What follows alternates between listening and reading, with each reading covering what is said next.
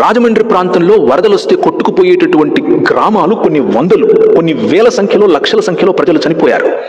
ఆ సమయంలో గుర్రం వేసుకుని తిరిగినటువంటి ఒక సాధారణమైన బ్రిటిష్ జనరల్, ఆ జనరల్ ఆయనకు బాధ్యత ఏమిటి అనంటే, ఈ భూమిని, తెలుగు ప్రజలను ఆయన ప్రేమించి ఆయన అన్నాడు, ఒక క్రైస్తవునిగా నా కాళ్ళ క్రింద ఇంత మంచి నీరు కొట్టుకొని పోవటమే కాకుండా ఇన్ని గ్రామాలను తీసుకెళ్ళిపోతూ ఉంటే నేను ఎలా గుండె మీద చేసుకుని నిద్రపోవాలి అని ఆలోచించి పైన బంగాల్ ప్రాంతం నుంచి కింద మెడ్రాస్ వరకు ఆయన గుర్రం మీద తిరిగి పల్లం ఎలా ఉంది, నీళ్ళు ఎలా వస్తున్నాయి అన్న స్టడీ చేసిన తర్వాత ధవళేశ్వరం దగ్గర ఒక బ్యారేజ్ కట్టాడు.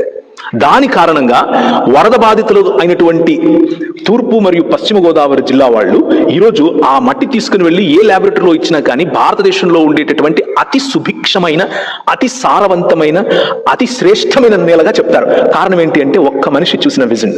ఆ విజన్ ఏంటి అని అంటే, I love my people, I love Telugu people.